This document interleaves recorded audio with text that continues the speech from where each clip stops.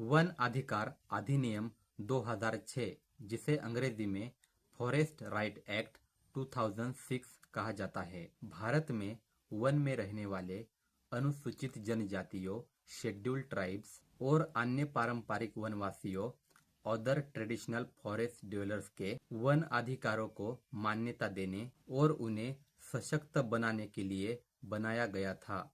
यह अधिनियम इन समुदायों को वन भूमि और संसाधनों पर उनके अधिकारों को मान्यता देता है, जो ऐतिहासिक रूप से उनसे वंचित रहे थे।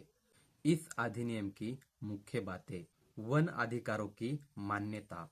अधिनियम वन में रहने वाले समुदायों को वन भूमि और संसाधनों पर अधिकार प्रदान करता है, जैसे कि निवास करने, खेती करने और अन्य पारंपरिक उपयोगों के लिए।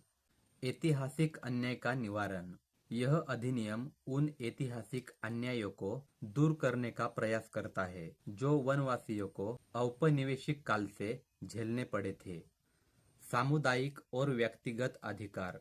अधिनियम दोनों सामुदायिक और व्यक्तिगत वन अधिकारों को मान्यता देता है, जिसमें समुदाय और व्यक्ति दोनों को अपने अधिकारों का दावा करने का अवसर मिलता है।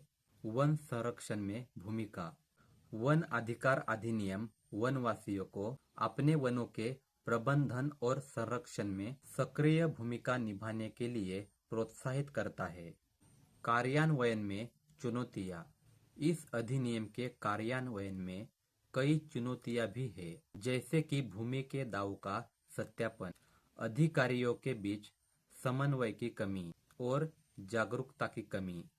उदाहरण के तौर पर मान लीजिए, एक आदिवासी समुदाय है जो कई पीढ़ियों से एक विशेष वन में रह रहा है और अपनी आजीविका के लिए उस पर निर्भर है।